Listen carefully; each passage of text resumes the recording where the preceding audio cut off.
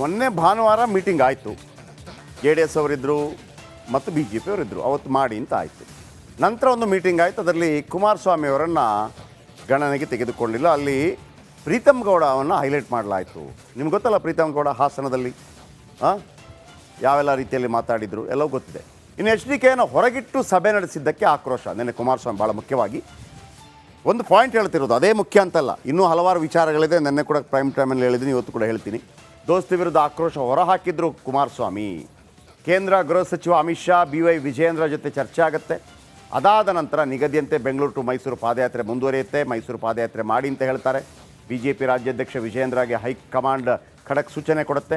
HD Kumaraswamy ಅವರನ್ನ ಒಂದು ರೀತಿಯಲ್ಲಿ ತಲೆ ಸವರಿ ಆಯಿತು, ಎಲ್ಲ ಸರಿ ಮಾಡೋಣ, ಏನೀಗ ಪ್ರೀತಮ್ ಗೌಡ ಬೇಡವಾ, ಪ್ರೀತಮ್ ಗೌಡ ಔಟ್ ಅಂದ್ಬಿಟ್ಟು ಪ್ರೀತಮ್ ಗೌಡನ ಹೊರ ಹಾಕಿ ಸಮಾಧಾನ ಮಾಡಿದ್ದಾರೆ. ಪಾದಯಾತ್ರೆಯಲ್ಲಿ ಭಾಗಿಯಾಗುವಂತೆ ಚರ್ಚೆ ಮಾಡಿದ್ದಾರೆ ನಡ್ಡಾ.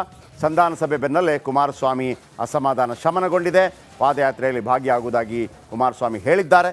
ಅಲ್ಲಿಗೆ ಕ್ಲಿಯರ್ ಆಯಿತು, ಪ್ರೀತಮ್ ಗೌಡ ಇರಬಾರ್ದು, ಪ್ರೀತಮ್ ಗೌಡ ಇದರ ಏನು ಮಧ್ಯಸ್ಥಿಕೆ ಯಜಮಾನಿಕೆಯನ್ನು ತಗೋಬಾರ್ದು ಅಷ್ಟೇ. ಈಗ ಕಟ್, ಪ್ರೀತಮ್ ಗೌಡ ಕಟ್, ಕುಮಾರಸ್ವಾಮಿ ಇನ್, ಪಾದಯಾತ್ರೆ ಆಗತ್ತೆ. ಒಂದು ಕೊಲೆ ತೋರಿಸೋದಲ್ಲ, ಅಜಿತ್ ಕುಮಾರ್ ಅಂತೇಳಿ ಕೊಲೆ ಮಾಡಿದ್ದಾರೆ. ಆ ಕೊಲೆಯಾದ ವ್ಯಕ್ತಿ ಕೂಡ ಹಿಂದೆ ಕೊಲೆ ಮಾಡಿ ಒಳಗೋಗಿ ಬಂದಿದ್ದ. ಇದು ಕೊಲೆಗೆ ಕೊಲೆ ಅಷ್ಟೇ. ಕೊಲೆ ಮಾಡಿದವ ಕೊನೆಗೆ ಕೊಲೆಯಾಗಿ ಹೋಗೋದು. ಈಗ ಕುಮಾರಸ್ವಾಮಿ ಅವರು ಯಾರ್ರೀ ಪ್ರೀತಮ್ ಗೌಡ? ದೇವೇಗೌಡರ ಕುಟುಂಬಕ್ಕೆ ವಿಷ ಹಾಕಿದವನ ಜೊತೆ ನಾನು ಕೂತ್ಕೋಬೇಕಾ? ಯಾರ್ರೀ ಅದು? ಬರಲ್ಲ, ನಾನು ನೈತಿಕ ಬೆಂಬಲ ಇಲ್ಲ ಅಂತ ಹೇಳಿದರು. ಮೊನ್ನೆ ಭಾನುವಾರ ಎಲ್ಲ ಕೂತ್ಕೊಂಡು ಮೀಟಿಂಗ್ ಮಾಡಿದರು. ಆಯಿತು ಶುರು ಮಾಡಿ ಅಂತ ಹೇಳಿದರು. ಸಡನ್ನಾಗಿ ಯಾಕಪ್ಪ ಕುಮಾರಸ್ವಾಮಿ ಅವರು ಹಿಂಗೆ ಹೇಳಿದ್ರು ಅಂತಂದರೆ ಪ್ರೀತಮ್ ಗೌಡ ಅವರು ಕಾರಣ. ಇದೀಗ ಪಾದಯಾತ್ರೆ ಆಗದೇ ಇದ್ದರೆ ಮಾನ ಮರ್ಯಾದೆ ಪ್ರಶ್ನೆ. ಯಾಕೆಂದರೆ ಕಾಂಗ್ರೆಸ್ ಅವರು ಶುರು ಮಾಡ್ತಾರೆ, ಸರಿ ಇಲ್ಲ ಇವ್ರದಲ್ಲಿ ಅಂತೇಳಿ. ಹಾಗಾಗಿ ಎಲ್ಲ ತಲೆ ಎಲ್ಲ ಸವರಿ ಸಮಾಧಾನ ಮಾಡಿದ್ದಾರೆ. ಯಾರು? ಕಾಂಗ್ರೆಸ್ ಸರ್ಕಾರದ ವಿರುದ್ಧ JP ನಡ್ಡಾ ಅದರ ಮಾತುಕತೆ ಆಗಿದೆ. ಕಾಂಗ್ರೆಸ್ ಸರ್ಕಾರದ ವಿರುದ್ಧ ಸಮರ ಸಾರಿರುವ ದೋಸ್ತಿಗಳ ನಡುವೆ ಪಾದಯಾತ್ರೆ ರಾಜಕೀಯದ ಮುನಿಸು ಹೆಚ್ಚಾಗಿತ್ತು. ಪಾದಯಾತ್ರೆಗೆ ನಮ್ಮ ಬೆಂಬಲ ಇಲ್ಲ ಅಂತ ಕುಮಾರಸ್ವಾಮಿ ಗರ್ರಮ್ ಆಗಿದ್ದರು. ಇದಾದ ವೇಳೆ ರಾಜಕೀಯ ಬೆಳವಣಿಗೆ ನಡೆಯಿತು. HDKಯನ್ನು JP ನಡ್ಡಾ ಭೇಟಿಯಾಗಿ ಚರ್ಚೆ ನಡೆಸಿದ್ದಾರೆ. ಸಂಧಾನ ಸಭೆ ಬಳಿಕ ಪಾದಯಾತ್ರೆಯಲ್ಲಿ ಭಾಗಿಯಾಗುವುದಾಗಿ ಕುಮಾರಸ್ವಾಮಿ ಒಪ್ಪಿಗೆ ಸೂಚಿಸಿದ್ದಾರೆ. ಜೊತೆಗೆ ಅವರೇ ಚಾಲನೆ ಕೊಡ್ತಾರೆ ಅಂತ ವಿಜಯೇಂದ್ರ ಕೂಡ ಹೇಳಿದ್ದಾರೆ. ಇಬ್ಬರ ಹೇಳಿಕೆಯನ್ನು ಗಮನಿಸೋಣ. ಪ್ರಹ್ಲಾದ್ ಜೋಶಿ, ರಾಘವೇಂದ್ರ, ಅಶೋಕ್ ಮಾತಾಡಿದ್ದಾರೆ. ನಾಳೆ ಶನಿವಾರದಿಂದ ನಮ್ಮ ಪಾದಯಾತ್ರೆ ಬೆಂಗಳೂರಿನಿಂದ ಪ್ರಾರಂಭ ಆಗ್ತದೆ. ಬಾಕಿ ವಿಷಯವನ್ನು ಯಾವ ಹಿನ್ನೆಲೆಯಲ್ಲಿ ಪಾದಯಾತ್ರೆ ನಡೀತಾ ಇದೆ ಅನ್ನೋದನ್ನು ಹೇಳಿದ್ದಾರೆ. ಕರ್ನಾಟಕ ಸರ್ಕಾರ ಅತ್ಯಂತ ಬ್ಲೇಟೆಂಟಾಗಿ ಭ್ರಷ್ಟಾಚಾರದಲ್ಲಿ ತೊಡಗಿದೆ. ಎರಡು ಅತ್ಯಂತ ಜ್ವಲಂತ ಉದಾಹರಣೆಗಳಂತಂದರೆ ವಾಲ್ಮೀಕಿ ಬೋರ್ಡ್ ಹಗರಣ ಮತ್ತು ಮೂಡಾ ಹಗರಣ. ಎಷ್ಟೊಂದು ನಿರ್ಲಜ್ಜವಾಗಿ ಸಮರ್ಥನೆ ಮಾಡ್ಕೊಳ್ತಾ ಮೂಡಾ ಒಂದು ಹಗರಣನೇ ಅಲ್ಲ ಅಂತ ಹೇಳ್ತಾರೆ. ಇಷ್ಟೊಂದು ನಿರ್ಲಜ್ಜತನದ ಒಂದು ಪರಮಾವಧಿಯನ್ನು ಅವರು ತಲುಪಿದ್ದಾರೆ. ಬರುವ ಶನಿವಾರ NDAಯಿಂದ ಪಾದಯಾತ್ರೆ ನಡೀತದೆ. NDA ಪಾದಯಾತ್ರೆಯಲ್ಲಿ ರಾಜ್ಯದ ಎಲ್ಲ ನಮ್ಮ ಭಾರತೀಯ ಜನತಾ ಪಾರ್ಟಿ ಹಾಗೂ ಜಾತ್ಯತೀತ ಜನತಾ ದಳದ ಎಲ್ಲ ಸಂಸದರು ಇರ್ತಾರೆ. ನಮ್ಮ ಎರಡೂ ಪಕ್ಷದ ಶಾಸಕರುಗಳು ಇರ್ತಾರೆ. ಅವತ್ತು ಮಾನ್ಯ ಕುಮಾರಸ್ವಾಮಿ ಅವರು ಕೂಡ ಬಂದು ಕಾರ್ಯಕ್ರಮ ಉದ್ಘಾಟನೆ ಮಾಡೋರಿದ್ದಾರೆ. ಹಿರಿಯರಾಗಿರ್ತಕ್ಕಂಥ ಸನ್ಮಾನ್ಯ BS ಯಡಿಯೂರಪ್ಪನವರು ಕೂಡ ಆ ಕಾರ್ಯಕ್ರಮಕ್ಕೆ ಚಾಲನೆಯನ್ನು ಕೊಡ್ತಾರೆ. ನಮ್ಮ ಉದ್ದೇಶ ಇಷ್ಟೇ, ಈ ಕಾಂಗ್ರೆಸ್ ಸರ್ಕಾರ ಪರಿಶಿಷ್ಟ ಜಾತಿ, ಪರಿಶಿಷ್ಟ ಪಂಗಡ, ಹಿಂದುಳಿದ ವರ್ಗಗಳ ಹೆಸರು ಹೇಳಿಕೊಂಡು ಲೂಟಿಯನ್ನು ಮಾಡ್ತಾ ಇದ್ದಾರೆ, ಭ್ರಷ್ಟಾಚಾರದಲ್ಲಿ ಮುಳುಗಿದ್ದಾರೆ. ಈ ಒಂದು ಭ್ರಷ್ಟ ಕಾಂಗ್ರೆಸ್ ಓಕೆ, ಇದೀಗ CM ಅವರು ಮುಂದೆ ಏನು ಮಾಡ್ಬೋದು ಅಂತ ಒಂದು ಇವತ್ತು ಕ್ಯಾಬಿನೆಟ್ ಸಭೆ ಕರೆದ್ರು. ಕ್ಯಾಬಿನೆಟ್ ಸಭೆಗೆ ಇವರೇ ಹೋಗಿರಲಿಲ್ಲ. ಯಾಕೆ ಅಂತಂದರೆ ಇವರ ಬಗ್ಗೆ ಇರುವಂತಹ ಒಂದು ದೂರಿನ ಬಗ್ಗೆ ರಾಜ್ಯಪಾಲರು ವರದಿ ಕೇಳಿದ್ದಾರೆ. ಇವರೇ ಇದ್ದರೆ ಏನಾಗುತ್ತೆ, ನೀವು ಸ್ವಜನ ಪಕ್ಷಪಾತ ಮಾಡಿದ್ದೀರಿ ಅಂತೇಳಿ ನಾಳೆ ಆರೋಪ ಬರುತ್ತೆ. ನಿಮ್ಗೆ ಗೊತ್ತಿರ್ಬೋದು, CBI ವಾಪಸ್ ಪಡೆಯುವಾಗಲೂ ಕೂಡ CBIದು ವಾಪಸ್ ಪಡೆಯುವಾಗಲೂ ಕೂಡ DK ಶಿವಕುಮಾರ್ ಕೇಸಲ್ಲಿ DK ಶಿವಕುಮಾರ್ ಹೋಗಿರಲಿಲ್ಲ. ಅದೇ ಥರ ಇದು ರಾಜ್ಯಪಾಲರ ನೋಟಿಸ್ಗೆ ಸರ್ಕಾರ ಉತ್ತರ ಕೊಡಬೇಕು, ಅಥವಾ ಇವತ್ತು ಅದನ್ನು ತಿರಸ್ಕರಿಸಿದೆ. ವರದಿ ತೃಪ್ತಿ ಆಗದಿದ್ದರೆ, ಇವರು ಕೊಡುವಂಥ ವರದಿ ತೃಪ್ತಿ ಆಗದಿದ್ದರೆ, ವರದಿ ಕೊಡಲಿಲ್ಲ ಇಲ್ಲಿ, ಅಥವಾ ನೀವು ತಿರಸ್ಕಾರ ಮಾಡಿದರೆ ಮಾಡದೇ ಇರಲಿ. ಈಗ ಗೆಹ್ಲೋಟ್ ಅವರು ರಾಜ್ಯಪಾಲರು ಯಾವ ನಿರ್ಧಾರ ಕೈಗೊಳ್ತಾರೆ ಅದು ಮುಖ್ಯ. ಅವರು ಪ್ರಾಸಿಕ್ಯೂಷನ್ಗೆ ಕೊಡ್ಬೋದು, ಕೊಡದೇ ಇರ್ಬೋದು. ನಂಬರ್ 2.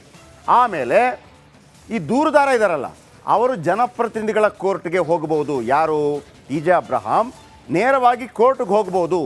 ಆ ಕೋರ್ಟ್ ಮತ್ತೊಮ್ಮೆ ಕೇಳುತ್ತೆ, ಪ್ರಾಸಿಕ್ಯೂಷನ್ಗೆ ಅನುಮತಿಯನ್ನು ಕೇಳುತ್ತೆ ರಾಜ್ಯಪಾಲರ ಹತ್ರ. ಇನ್ನು ಪ್ರಾಸಿಕ್ಯೂಷನ್ ಪ್ರಶ್ನಿಸಿ ಹೈಕೋರ್ಟ್ನಲ್ಲಿ ಪ್ರಶ್ನಿಸುವಂಥ ಸಾಧ್ಯತೆ ಇದೆ. ಈಗ ಇವರಿಗೇನು ಪ್ರಾಸಿಕ್ಯೂಷನ್ ಬಂದರೂ ಕೂಡ ಇವರು ಕೋರ್ಟ್ಗೆ ಹೋಗೋಕ್ಕೆ ಸಿದ್ದರಾಮಯ್ಯವ್ರಿಗೆ ಅವಕಾಶ ಇದೆ. ಸಮ್ಟೈಮ್ಸ್ ನೀವು ಈ ಕೇಸನ್ನು ಕೋರ್ಟ್ಗೆ ಕೊಟ್ಟರೂ ಕೂಡ ಕೋರ್ಟ್ ಅದನ್ನು ತೆಗೆದುಕೊಳ್ಳದೇ ಇರುವ ಸಾಧ್ಯತೆ ಕೂಡ ಇದೆ. ಅರ್ಥ ಆಯ್ತಾ? ಈಗ ಪ್ರಾಸಿಕ್ಯೂಷನ್ಗೆ ಅನುಮತಿ ಕೊಟ್ಟ ನಂತರ ಏನಾಗುತ್ತೆ, ಅದು ಕೋರ್ಟ್ಗೆ ಹೋಗುತ್ತೆ. ಕೋರ್ಟ್ ಹೇಳ್ಬೋದು ಇದು ಸರಿ ಇಲ್ಲ ಅಂತ ಹೇಳ್ಬೋದು. ಆಮೇಲೆ ಪ್ರಾಸಿಕ್ಯೂಷನ್ ಪ್ರಶ್ನೆ ಮಾಡ್ತಾರೆ ಹೈಕೋರ್ಟ್ನಲ್ಲಿ, ಅದೇ ಸ್ವಾಮಿ ಇದು ಸುಳ್ಳು ಆರೋಪ.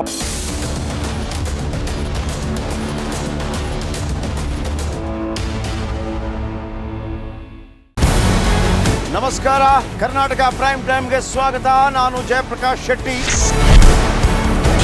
ಇಡೀ ಕರ್ನಾಡು ಇವತ್ತು ರೆಬೆಲ್ ಆಗಿ ನಿಂತಿದೆ. ಈ ಹಗರಣಗಳನ್ನು ಸದನದಲ್ಲಿ ಪ್ರಸ್ತಾಪ ಮಾಡಲು ಕೂಡ ಕಾಂಗ್ರೆಸ್ ಹಿಂದೇಟು ಹಾಕಿದ್ದೇಕೆ? ನಿಮ್ಗೆ ಸಂಬಳ ಅದಕ್ಕೆ, ನಿಮಗೆ ವಾಹನ ಅದಕ್ಕೆ, ನಿಮಗೆ ವೆಪನ್ ಅದಕ್ಕೆ, ನೀವು ಅದನ್ನು ಸೆರೆ ಹಿಡಬೇಕಾಗಿತ್ತು. ನೀವು ವಿದ್ಯುತ್ ಬರ ಇದೆ ಅಂತ ಹೇಳ್ತಾ ಇದ್ದೀರಿ, ಎಲ್ಲಿ ಬರ ಇದೆ ನೀವು ಹೇಳಬೇಕು.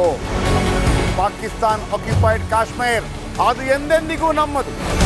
40 ಮೆಷಿನ್ಗಳು ತಂದಿತ್ತು ನೋಟ್ ಎಣಿಸುವುದಕ್ಕೆ, ಅದೇ ಹಾಳಾಯಿತು. ಮಥುರಾದ ಗಲಾಟೆ ಇದೆಯಲ್ಲ, ಅದು ಸ್ಥಳೀಯವಾಗಿ ಕೂತು ಪರಿಹರಿಸಬಹುದಾದಂಥ ಕಾನೂನಿದೆ. ಗ್ಯಾರಂಟಿ ಯೋಜನೆಯಿಂದ ನಷ್ಟ ಆಗಿದೆ, ಲಾಭ ಆಗಿದೆ, ದಯವಿಟ್ಟು ಹೇಳಿ. Dawood Ibrahim most wanted criminal ಯಾವಾಗಾದ ಅಂದರೆ ಇಲ್ಲಿ ತನಕ ಭಾರತ ದೇಶದಲ್ಲಿ ಓರ್ವ ದಲಿತ ಪ್ರಧಾನಿಯಾದಂಥ ಇತಿಹಾಸವೇ ಇಲ್ಲ.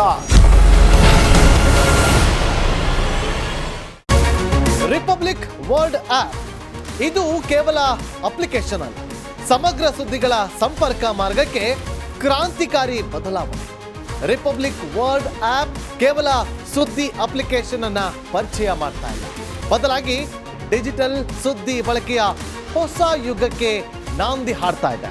ಇದೊಂದು ಬ್ರೇಕಿಂಗ್ ನ್ಯೂಸ್, ಪ್ರಭಾವಶಾಲಿ ಕಾರ್ಯಕ್ರಮಗಳಿಗೆ ಗಟ್ಟಿಯಾದ ವೇದಿಕೆ. ರಿಪಬ್ಲಿಕ್ ವರ್ಲ್ಡ್ ಅಪ್ಲಿಕೇಶನ್ ಈಗ ಲೈವ್ ಆಗಿದೆ. ಗೂಗಲ್ ಪ್ಲೇ ಸ್ಟೋರ್ ಮತ್ತು ಆಪಲ್ ಆಪ್ ಸ್ಟೋರ್ ಎರಡರಲ್ಲೂ ಲಭ್ಯವಿದೆ. ಈಗಲೇ ಡೌನ್ಲೋಡ್ ಮಾಡಿ.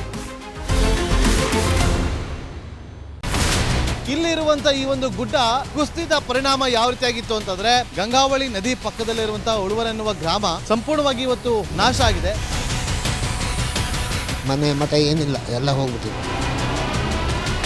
ಇವತ್ತು ರಿಪಬ್ಲಿಕ್ ಕನ್ನಡ ಮಾಡಿದಂತಹ ಒಂದು ವರದಿಯಿಂದಾಗಿ ಎಚ್ಚೆತ್ತುಕೊಳ್ಳುವಂತ ಕೆಲಸ ಸರ್ಕಾರ ಮಾಡಿದೆ, ಸಚಿವರು ಕೂಡ ಮಾಡಿದ್ದಾರೆ. 2 ಗಂಟೆಗೆ ಸುದ್ದಿ ಮೂಡಿಸಿದ್ದು 6 ಗಂಟೆಗೆ ಎಲ್ಲ ಸಚಿವರು ಮಿನಿಸ್ಟರ್ ಎಲ್ಲ ಬಂದು ಇಲ್ಲಿ ನೋಡೋಗಿದ್ದಾರೆ. ಎಲ್ಲಾ ಜನರಿಗೂ 1,20,000 ಮತ್ತೆ ಅವರಿಗೆ ಮನೆಗೆ 5 ಲಕ್ಷ. ಈ ಸುದ್ದಿಯನ್ನ ಎಲ್ಲ ಒಂದು ಅಧಿಕಾರಿಗಳಿಗೆ ಮುಡಿಸಿದಕ್ಕಾಗಿ ರಿಪಬ್ಲಿಕ್ ಕನ್ನಡ ಟಿವಿಗೆ ಧನ್ಯವಾದ ಹೇಳಿ ಇಷ್ಟಪಡ್ತೇವೆ. ಮನೆನೂ ಕೊಡ್ತೇವೆ, ಮಕ್ಕಳ ಶಿಕ್ಷಣಕ್ಕೆ ತೊಂದರೆ ಆಗದೆ ಇದ್ದಂಗೆ ಹೆಲ್ಪ್ ಮಾಡ್ತೇವೆ. 1,20,000 ಮನೆ ಯಾರ್ದ್ರ ಡ್ಯಾಮೇಜ್ ಆಗಿದೆ ಅದನ್ನ ಕೊಡ್ತೀವಿ ಅಂತ ಒಪ್ಕೊಂಡಿದ್ದಾರೆ. ನಮ್ಮ ಕಷ್ಟಕ್ಕೆ ನೀವು ರಿಪಬ್ಲಿಕ್ ಕನ್ನಡದವರಾದಂತ ನೀವು ನೆರವಾಗಿರ್ತಾರೆ ನಾವು ನಂಬಿದ್ದೇವೆ. ಅವರಿಗೆ ಸೂರನ್ನ ಕಲ್ಪಿಸಿಕೊಡೋವರೆಗೂ ಕೂಡ ರಿಪಬ್ಲಿಕ್ ಕನ್ನಡ ಅವರಿಗೆ ಧ್ವನಿಯಾಗಿ ನಿಲ್ಲುವಂತ ಕೆಲಸವನ್ನ ಮಾಡುತ್ತೆ.